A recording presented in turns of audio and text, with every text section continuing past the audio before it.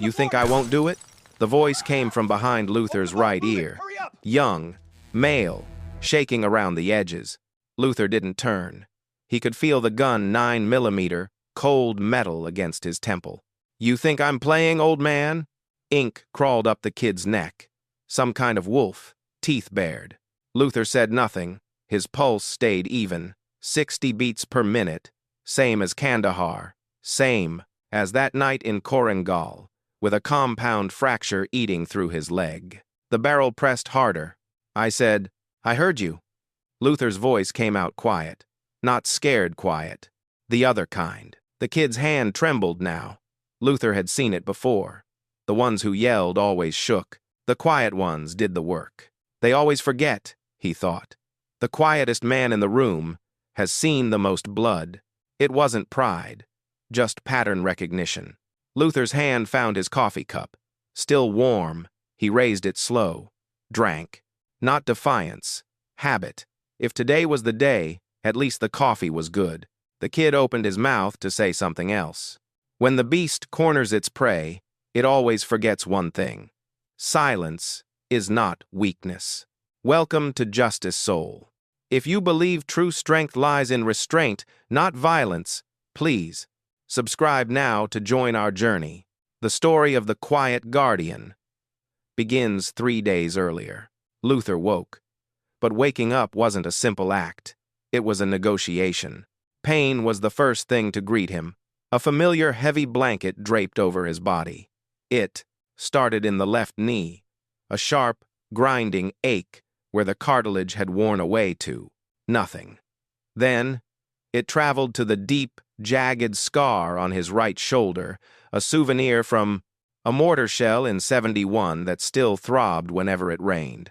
He lay there for a moment, staring at the ceiling fan cutting through the stale air. He catalogued the pain, not to complain about it, but to acknowledge it, to make sure he was still alive. Still here, he whispered to the empty room. He sat up.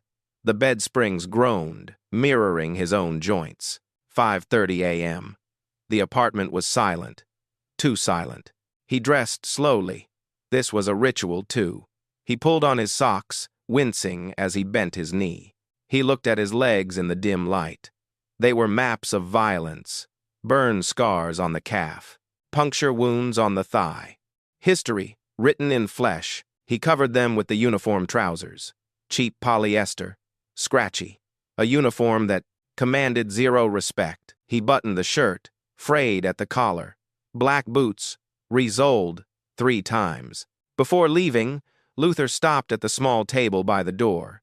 His mother's Bible sat there. King James, leather-bound, pages soft from decades of handling. Her name inside. Esther May Kane, 1943. Next to it, her photograph standing in front of their church in Biloxi, wearing her Sunday hat. Next to the Bible, a wedding band. Silver, worn smooth. He didn't wear it anymore. Luther's palm found the Bible's cover, warm from morning sun. He closed his eyes. 3 breaths. Same as always. "Give me strength for what I need to do," he whispered, "and wisdom to know when to know. Stop." 40 years. Same prayer. He picked up his keys, looked once more at her photograph. "I'm trying, Mama." The community credit union opened at 9. Luther arrived at 7:30. He unlocked the staff entrance. His locker was in back. Number 7. The door stuck. He yanked it open. Inside, a metal box. He didn't open it. He knew what was there. A silver star. A photograph of men who were no longer alive. Sometimes, in the quiet of the locker room, he could almost hear them. The voices of his squad, laughing, complaining about the rations, then screaming. He shut his eyes tight, forcing the auditory hallucination back into the box. Luther stared at it, then slammed the locker shut. That life was over. He poured coffee. Black, hot enough to hurt. The wall clock read 8:45. He carried his cup to the front desk, opened the logbook. Luther Kane, 8:45 a.m., Post 1. At 8:58, the door chime rang. Mrs. Eunice Harris entered, 78, walked with a cane, every Tuesday, same time. But today, she wasn't alone. A small boy, maybe 6 years old, held her hand. He had wide, curious eyes and was clutching a slightly melted chocolate bar. Luther stood, held the door. "Morning, Mrs. Harris. And who is this young gentleman?" Mrs. Harris beamed. "This is my grandson, Leo. Say hello to Mr. Luther, Leo." The boy hid behind Mrs. Harris's leg, then peeked out. "Are you a policeman?" Luther smiled. It was a rare, genuine expression that crinkled the corners of his eyes. He knelt down, slowly, painfully, to be at eye level with the boy. "No, son, I'm just the guard. I keep the door safe." Leo thought about this. Then he held out the chocolate. "For you, to keep you strong." Luther took the small candy. His large, scarred hand engulfed it. "Thank you, Leo. I'll keep it right here." He placed it in his shirt pocket, over his heart. "Luther Kane, you're a softy," Mrs. Harris teased. "How's that hip treating you? Same as your knees, I'd wager." She patted his arm. "We're falling apart together." "Yes, ma'am, but we're still standing." She laughed. It reminded him of his mother. Mrs. Harris made her way to the teller window, cane tapping. Tap step, tap step. Luther returned to his post. The credit union was small. 6 windows, 2 staffed. His job was simple. Stand, watch, open doors, $11 an hour. "Luther," the voice came from behind. Sharp. Already irritated. "Rick Pemberton, branch manager, 34, MBA, expensive suits." "Yes, sir?" Rick didn't look at him. He was looking at his phone, typing furiously. He treated Luther like a piece of office equipment that was malfunctioning. "Is that your second cup? You spend more time in the break room than at your post." Luther stood still. "The door is covered, sir." "Barely." Rick stepped closer, voice loud enough for the customers to hear. He wanted an audience. He wanted to show everyone who was in charge. "You move too slow, Luther. I'm starting to think cameras are a better investment than an old man with bad knees. Honestly, looking at you, it's not exactly inspiring confidence in our security, is it?" Rick gestured vaguely at Luther's uniform, at his gray hair, at his posture, a gesture of total dismissal. Luther's jaw tightened, just a fraction. "Yes, sir." Rick waited for pushback. He got nothing. "Good. Get back to work, and try to look alive, or at least awake." His shoes clicked away. Luther's grip relaxed. The white faded from his knuckles. "The storm doesn't knock before it arrives," he thought. "Real strength doesn't roar. The loud ones were always afraid." "Luther?" Jenny Nguyen stood at the counter. 26. The only person who said good morning, every day. "Can you come here?" He walked over. Knee popped. Jenny slid a manila folder across the counter. "Your VA paperwork is done." She hesitated, her finger resting on a specific line. "Luther, it says here Delta Force?" The air changed. "Paperwork says a lot of things," Luther said softly. "But, different life, Jenny. Right now, I just opened the door. Gentle but firm. Different person." She nodded. Questions in her eyes she didn't ask. "Thank you for the paperwork. You deserve more than this. We all do what we need to do." He returned to his post. The morning crawled forward. More customers came and went. Normal, quiet, safe. At 10:45, the door opened. A man walked in. Early 20s, white, thin, tattoos on his forearms, sunglasses indoors, baseball cap low. He didn't go to the windows. He stood just inside, looking, counting windows, counting staff, counting cameras. His eyes landed on Luther. He smiled, nothing warm in it, then turned and left. Luther's hand tightened on his cup. He'd seen that look before. Men measuring distance, calculating odds. That wasn't a customer. That was reconnaissance. The clock read 10:48. Outside, the street looked normal, but something had shifted. Luther set down his coffee. and waited. At 2:47, 3 days ago, the storm arrived. It didn't knock. The glass door exploded inward. 4 men, ski masks, black clothes, guns up. The sound wasn't just noise. It was a physical blow. The pressure wave of the gunshot hit Luther's chest before the sound registered in his ears. In that millisecond, something inside Luther broke. Or rather, something clicked into place. The world slowed down. He didn't see a bank lobby anymore. The colors desaturated. The fear vanished. The pain in his knees evaporated. He saw geometry. He saw vectors. He saw cover, the counter, concealment, the pillar, lines of fire. He saw the threats, not as people, but as biology. The leader, hyperextended elbow, poor grip, adrenaline tremors. The second man, balanced stance, calm respiration, priority target. The lead fired into the ceiling. The gunshot cracked like thunder in the small space. Fluorescent lights shattered. Glass rained down. Sparks spit from exposed wiring. Someone screamed. "Everybody down, on the ground." The voice belonged to the shooter, young. The tattoos, Luther recognized wolf fangs above. The mask edge, K-Dog. Mrs. Harris dropped her cane, crumpled to her knees. The young couple hit the floor. Maria froze behind the counter, hands up. Jenny stood at her window, face white. "I said down." K-Dog fired again. Into the wall. Plaster exploded. Jenny dropped. Luther's hand moved toward his belt. Stopped. 4 guns. 4 angles. If he drew now, someone died. Not yet. Every instinct screamed to attack, to violence of action. But 40 years of discipline held the leash. "Wait," the internal voice commanded. "Let them commit. Let them make the mistake. They always make a mistake."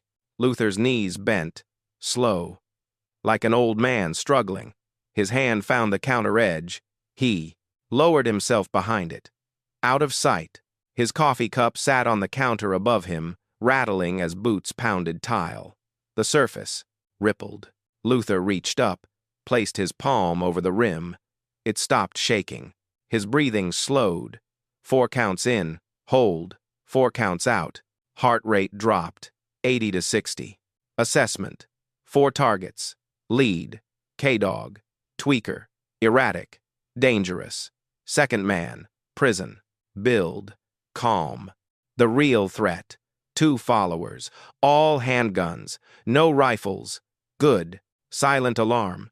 If someone hit it, 6 to 8 minutes for police. Luther's eyes found Jenny. She was down behind her window, face down, but her right leg bent, foot near the counter base. Near the button, their eyes met. Her foot shifted, pressed down. No sound. K-Dog screamed at Rick's office. "Open the fucking safe! Now!" Rick stumbled out, hands up. There's not much." "Open it!" The second man vaulted the counter, started pulling drawers, cash into a duffel bag. Jenny's foot came back up. Luther caught her eye. Smallest nod. Good. 8 minutes now. Maybe less. The second man stuffed bills into his bag. Not much. Maybe 3,000. Desperation job. Wrong target. That made them dangerous. The third robber walked past Luther's position. Heavy boots. Smell of cigarettes and gun oil. Didn't look down. Luther stayed still. Old man. Scared. Harmless. Invisible. The robber moved on. Luther's hand found his Glock. Didn't draw. Just confirmed. Wait for the opening. He was good at waiting. 11 hours in Korengal with a broken leg. He could wait 8 minutes. Clock read 2:49. Safe's open. K-Dog from the office. "Where's the money?" "That's all we have." "I told you." "A crash. Something thrown." 3,000? That's it?" K-Dog came back out, gun waving. "Which one hit the button?" "Someone pushed the alarm." The second man, calm. "Doesn't matter. 5 minutes. Grab it and go." "No." K-Dog's eyes darted. "Someone pays." He looked around. Found Luther. Behind the counter. Barely visible. Easy target. K-Dog walked over. Slow. Luther looked up, met his eyes through the mask. K-Dog smiled. Security guard. He kicked Luther's foot. You hit it, old man? Luther said nothing. Asked you a question.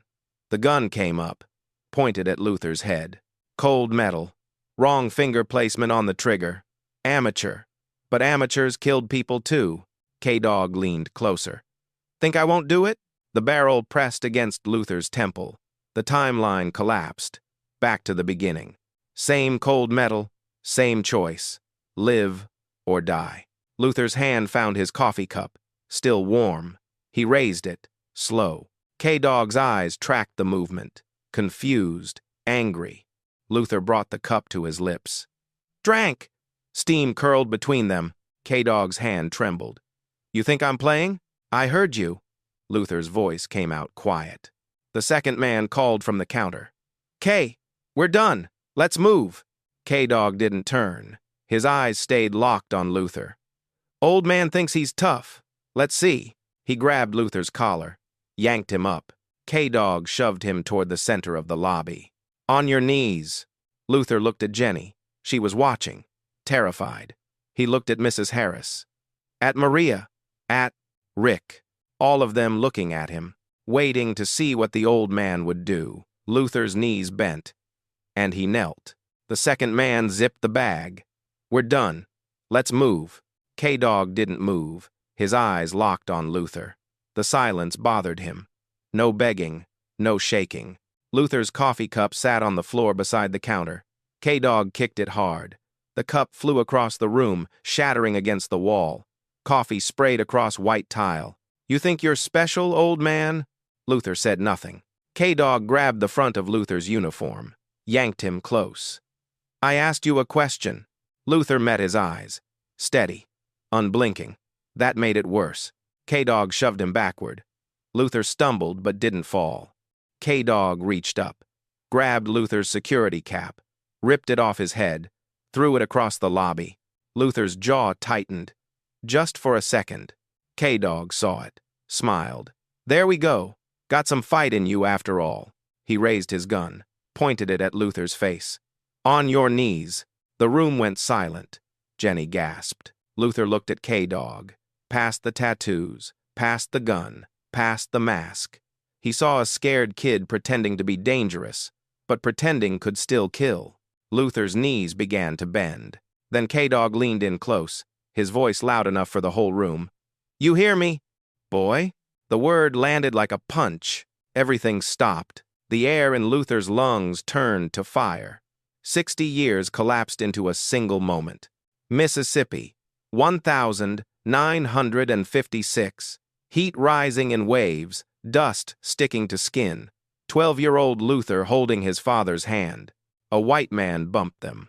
Not by accident. Move, the man said, then quieter, sharper.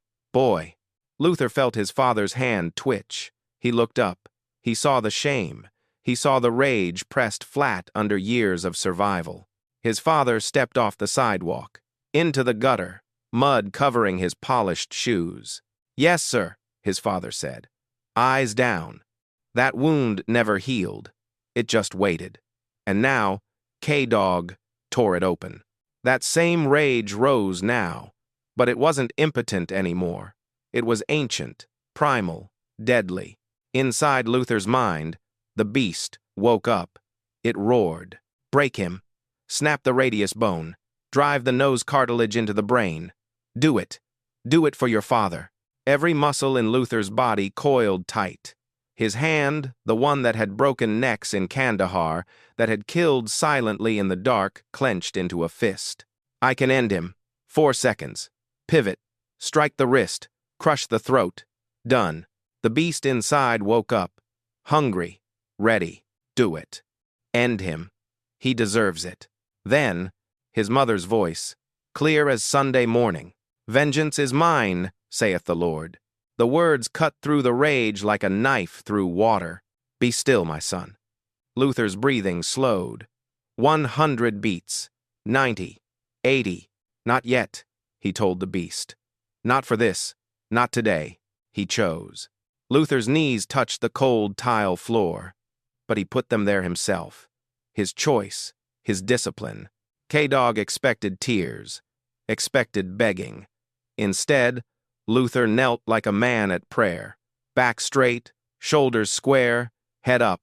His hands rested on his thighs, not clasped in fear, not raised in surrender. Just still. He closed his eyes for a microsecond. Lord, hold my hands. Please, hold my hands. Do not let the beast out. Not today. My name, Luther said, his voice quiet, steady, is Luther. K-Dog blinked. This wasn't right. I don't care what your name is, boy. But the word came out weaker now, less certain. The overhead light cast their shadows across the white floor. K-Dog's shadow short, squat, trembling slightly. Luther's shadow long, steady, stretching halfway across the room. Jenny saw it. Mrs. Harris saw it too. A man kneeling, but not broken. This isn't over. K-Dog felt it. The control he thought he had. Slipping. You're lucky I don't. K. The second man at the door. Sharp. Urgent. That's enough. We need to leave. Now. K-Dog looked at the old man kneeling in front of him. Still silent. Still calm. Still waiting. It unsettled him in a way he didn't understand. He lowered the gun. Stepped back. You got lucky today, old man. Luther said nothing. K-Dog looked around. The old man had ruined his fun. He needed fear. Real fear. His eyes landed on Jenny. You. He pointed the gun at her. Get out here. Jenny's face went white. Now. She stood on shaking legs. K-Dog walked toward her. Luther's eyes tracked the movement. His hands on his thighs tightened. Just slightly. The beast in the cage pressed against the bars. Soon. Luther told it. Wait. K-Dog grabbed Jenny's arm, yanked her from behind the counter. She stumbled. Her knees hit the floor. He pressed the gun against her temple. Since the old man won't cry, K-Dog said, maybe you will. Jenny's whole body trembled. Shut up. K-Dog looked at Luther. You see this, boy? This is on you. Luther's hands rested on his thighs. But something changed in his fingers. They spread, slightly. Pressing into the fabric, K-Dog started counting. 3. Jenny squeezed her eyes shut. Tears streamed down her face. 2. Her lips moved. Silent prayer. 1. Stop! Jenny's voice broke. He's not just a guard. K-Dog paused. What? He was Delta Force. The words tumbled out desperate. Please, don't do this. You don't know what he is. The room went silent. K-Dog stared at her, then at Luther. Then he laughed. Loud, genuine, delighted. Delta Force? He shoved Jenny aside. This old man? K-Dog walked toward Luther, gun swinging loose. You hear that? We got a hero here. He leaned in close. Delta Force. Was. Past tense, sweetheart. Look at him now. Luther stood up. No popping joints. No groans of effort. It was one smooth, hydraulic motion, like a missile, rising from a silo. The atmosphere in the room shifted instantly. The air pressure seemed to drop. K-Dog's laugh caught in his throat. The man standing before him wasn't the same one who'd been kneeling. Everything had changed. The shuffle vanished. Shoulders squared. His eyes. Those eyes weren't milky with age anymore. They were cold, surgical, dead. The second man at the door saw it first. He took a step back, realizing the danger. K, back off, he warned. Prayer. Lord, I tried. I knelt. But he put his hands on her. Assessment. 4 targets. Second robber is the threat. K-Dog is amateur. K-Dog saw something shift in Luther's face. Something that made his stomach drop. I said, get down! His voice went higher, shrill. Luther's voice came out quiet, flat, empty of emotion. Let them go. What? The customers, the staff. Let them walk out, then you leave. Luther's eyes never blinked. K-Dog laughed. But it sounded wrong now. Forced. You giving me orders? Last chance. Or what? You gonna stop me, old man? The second robber spoke up. K. Maybe we should. Shut up! K-Dog swung toward him. Then back to Luther. I'm done. You want to be a hero? Let's see. He reached for Jenny again. His hand grabbed her collar. That was the line. Luther moved. Just a step. Just one. But the way he moved, K-Dog's instincts screamed. His gun came up fast. Luther's hand found his thermos. Still hot. Thumb on the lid. The beast stepped out of the cage. Patient? Certain. When the predator roars too loud, it's already afraid. Luther's thumb popped the thermos lid. Steam rose. Luther's arm came back. Shoulder rotating. Weight shifting. The same motion he'd used 1,000 times. To throw grenades. To neutralize threats. To end things. Muscle memory. From a life he thought he'd buried. Luther's voice came out barely a whisper. Almost gentle. You should have left when you had the chance. The coffee began to arc through the air. Luther's hand moved. Fast. Precise. His wrist snapped forward. The thermos lid popped open. Black coffee exploded outward. A perfect, dark, amber arc cut through the fluorescent light. It was beautiful in a terrible way. Steam trailed behind it like a comet's tail. Time suspended. K-Dog saw it coming. He saw the liquid leaving the cup. He saw the physics of it. His brain screamed, "Move!" But his body was too slow. His eyes went wide. His mouth opened to scream. The coffee hit. Face, neck, eyes. K-Dog's scream tore through the room. It was a primal sound.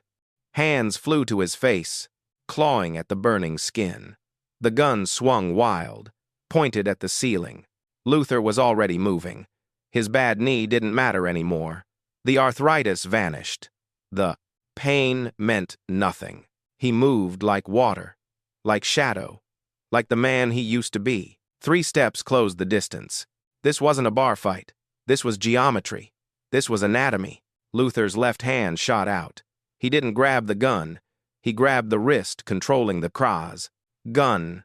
He twisted it outward, a move designed to dislocate the radius bone. The gun fell. His right hand didn't punch. It struck. Open palm, rigid fingers, driving into the solar plexus to empty the lungs. Then, a knife hand chopped to the vagus nerve in the neck. Thock. K-Dog's scream cut off into a wet gurgle. His legs turned to jelly. Luther stepped back, picked up the fallen gun. 4 seconds. Total. K-Dog dropped to his knees, both hands clutching his throat, face already swelling, red and blistered where the coffee had hit. He tried to speak. Nothing came out but a rasp. Luther stood over him. Gun held low, finger alongside the trigger guard. The second robber by the door had his weapon halfway raised. He froze. Their eyes met. Luther's face showed nothing. No anger, no triumph, no fear. Just cold. Certainty. The message was clear. If you raise that gun another inch, you die. We both know it. The second robber's hand trembled. He looked at K-Dog writhing on the floor. He looked at Tennant, the old man who held the gun like it was an extension of his own arm. Outside, sirens wailed. Close now. Cops! We gotta go! He bolted. The others followed. Tires squealed. Gone. Silence returned. Broken only by K-Dog's wheezing, Luther stood there. The gun felt familiar, heavy, balanced. Jenny stared from the floor. She didn't see the old guard anymore. She saw the ghost. Rick stood frozen, pale as paper. They had all watched the old man dismantle a monster in 4 seconds. Luther's finger tightened on the trigger. K-Dog looked up at him, eyes streaming, face ruined, waiting for death. The beast roared in Luther's ear. It was a seductive voice. Do it. Look at him. He's trash. He put a gun to an innocent girl's head. If you let him live, he'll do it again. The world is better. Without him. Pull it. It would be so easy. 2 pounds of pressure. A twitch of a muscle. Luther's hand didn't shake. The gun pointed steady at K-Dog's forehead. He visualized the bullet path. He visualized the spray on the tile. His finger moved. Then, his mother's voice, clear as Sunday morning. "Thou shalt not kill." Luther's jaw clenched. "But I have killed.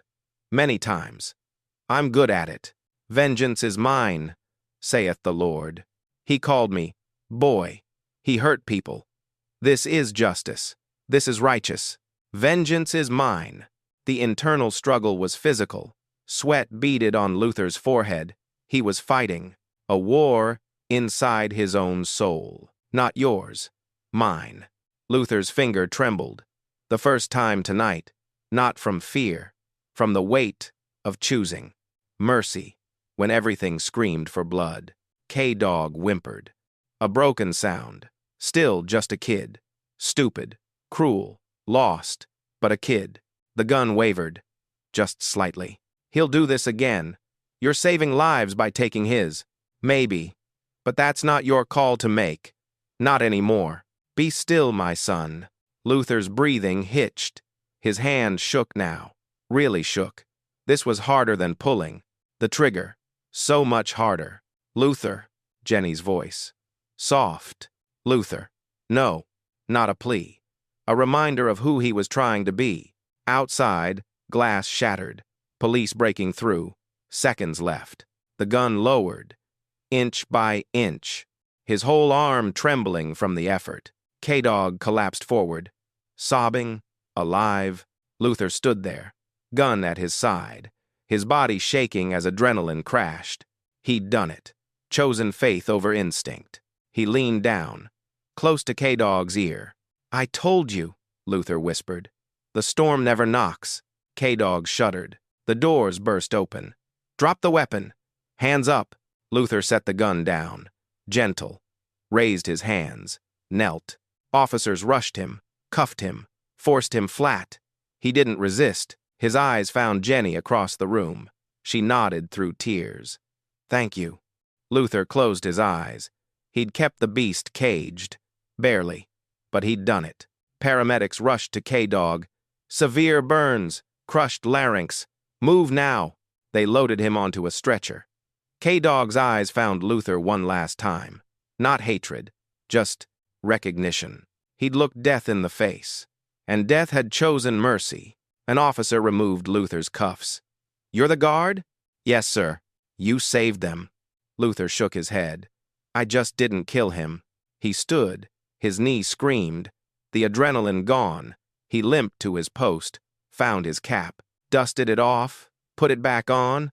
Jenny ran to him, threw her arms around him. "Thank you. Thank you." He patted her shoulder. "You're safe now." Mrs. Harris approached, tears streaming. "Luther Kane, you're a hero." "No, ma'am, just did my job." But his hand found his chest. Where his mother's cross hung beneath his shirt, he'd finally done what she taught him. Chosen the harder path. After 40 years of killing, he'd chosen not to. The gun sat in an evidence bag. Officers documenting the scene. But Luther's hands felt clean. Finally, clean. He looked at the ceiling. Or through it. Whispered so quietly no one heard. "Thank you." The doors burst open. This time, it wasn't a storm of violence, but a storm of authority. Uniformed officers flooded the lobby. "Clear left, clear right, suspect down." The noise was deafening. Radios crackling, boots stomping, voices shouting orders that didn't need to be shouted anymore. Luther didn't hear them. Not really. He was in a bubble of silence, a vacuum created by the sudden absence of adrenaline. He watched the officers swarm K-Dog. They kicked his legs apart, cuffed his hands. K-Dog didn't resist. He just lay there, sobbing. Luther turned away. He didn't need to see the handcuffs. He knew what they felt like. He walked, or rather, dragged himself, toward the corner of the lobby. The magic was gone. The mode had switched off, and the bill came due. Every injury he'd ever suffered woke up at once. The knee screamed. The back spasmed. He felt suddenly, incredibly old, 1,000 years old. He reached the water cooler. Every step was a negotiation with gravity. A sharp, hot spike of pain shot up his right thigh, nearly buckling him. He reached out, grabbing the back of a plastic chair to steady himself. He lowered himself down, slowly, grimacing. When he finally sat, the relief was so profound it almost made him dizzy. He leaned his head back against the wall. The cool plaster felt good against his neck. He closed his eyes. When he opened them, he looked down at his hands. They were resting on his knees, and they were shaking. Not a little tremble, a violent, uncontrollable quake. He tried to make a fist. Couldn't. The muscles were spent. The nerves were firing random signals. He stared at them. These hands, they were old hands. The skin was loose, spotted with age. The knuckles were swollen. There was a scar running down his left thumb from a knife fight in 1989. Hands that knew how to hurt, hands that knew how to break, hands that knew how to kill. But today, he turned them over, palms up. No blood, no fresh blood. He hadn't added to the count. He hadn't dug another grave. Across the room, the paramedics were lifting K-Dog onto a stretcher. The kid was conscious, his chest heaving, an oxygen mask strapped over his face. Luther watched him. He saw the rise and fall of K-Dog's chest. Inhale, exhale, life. Luther let out a breath he felt like he'd been holding since 1971. "You're alive," he whispered. The words were barely audible. "You're alive." He said it again, testing the weight of the truth. Then, slowly, Luther tilted his head back. He looked up at the ceiling, toward something he couldn't see but had always felt. "Thank you." It was a whisper, a breath. "Thank you for holding my hand back. Thank you for the strength to stop. Some conversations don't need an audience. They don't need a church. They just need a listener." And Luther knew he was listening. For the first time in years, the silence inside Luther wasn't empty. It was full. He realized then that the redemption he had been seeking, the forgiveness for all the men he hadn't saved, for all the men he had killed, hadn't come from a medal. It had come in that split second when he released the trigger. He wasn't the killing machine anymore. He wasn't the Delta operator. He was Luther, the protector. And that was enough. A shadow fell across his legs.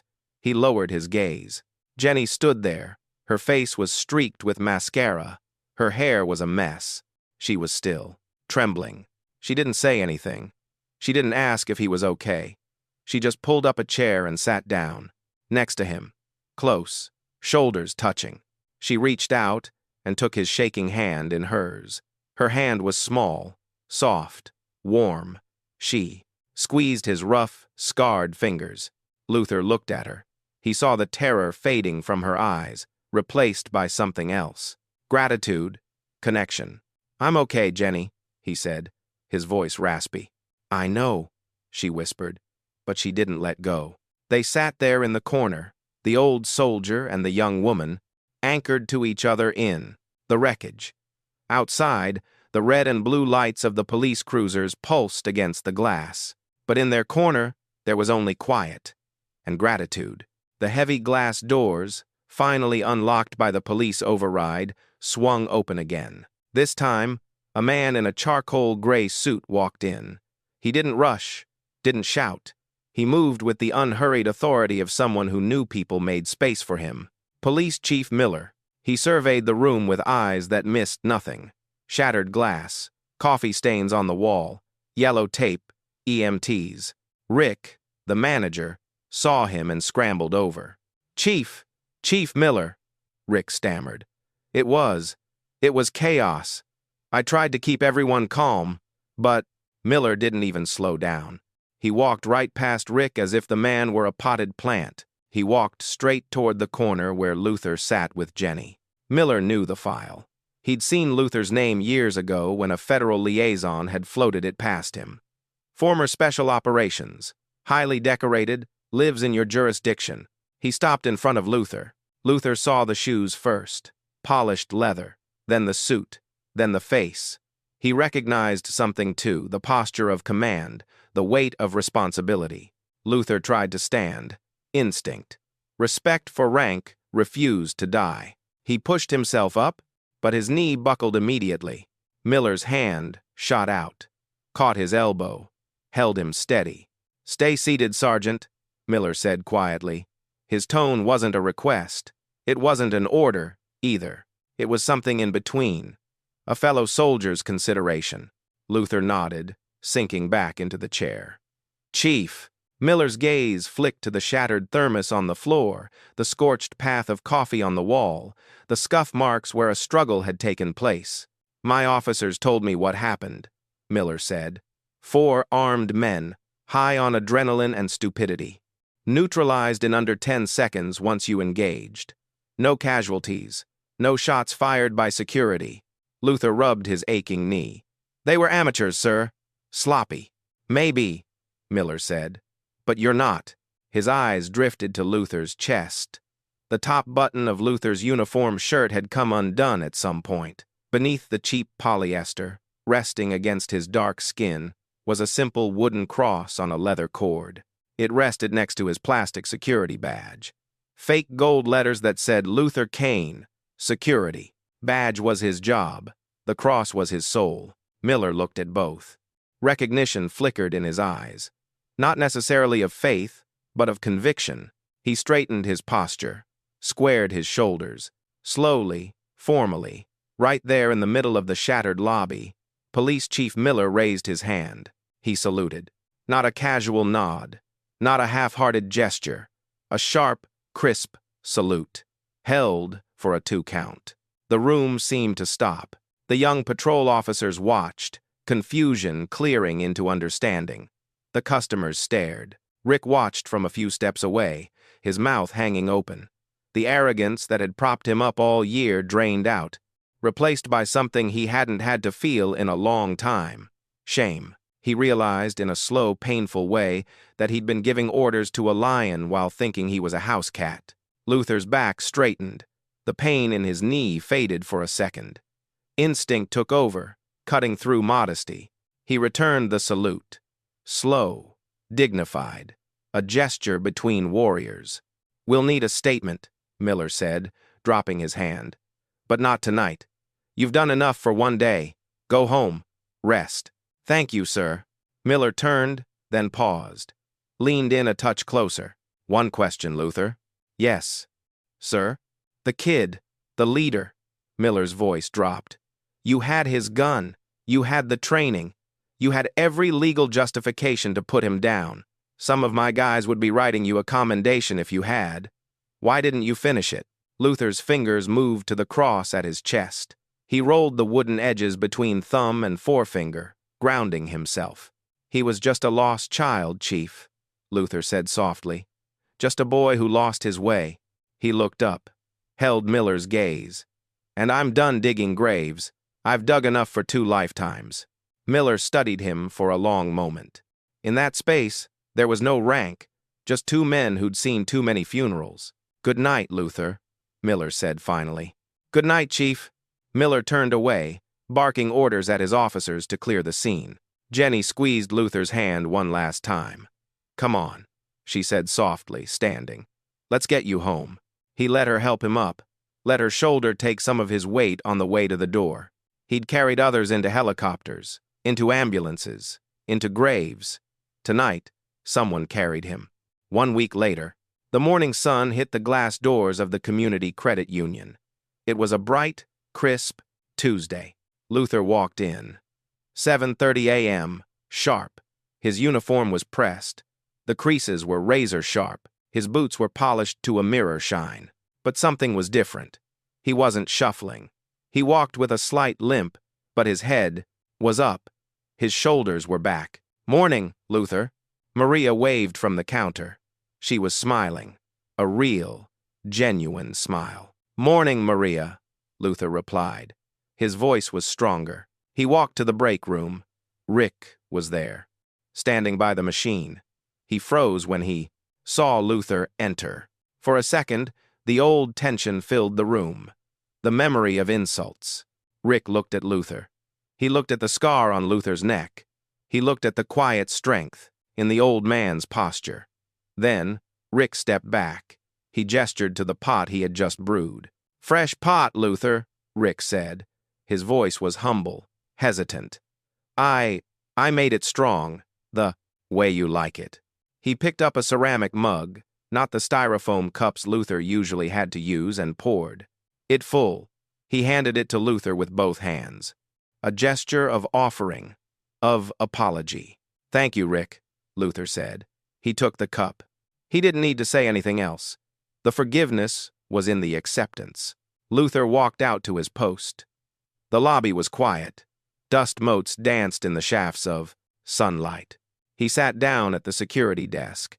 Usually, this desk was bare, but today was different. Luther reached into his bag. He pulled out his mother's Bible. The leather was worn, the pages soft.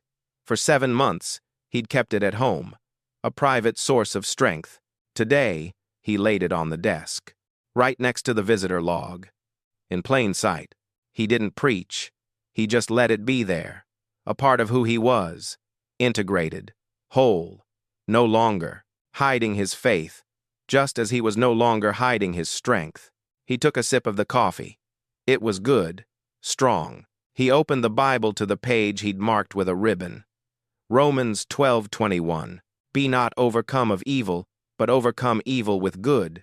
Luther traced the line with his rough finger. He had faced evil. He had felt the rage of the beast. But he hadn't let it overcome him. He had overcome it, not with a bullet, but with mercy. The bank wasn't just a building anymore. It felt different. The light hitting the floor tiles didn't reveal stains. It revealed history. The silence wasn't empty. It was peaceful.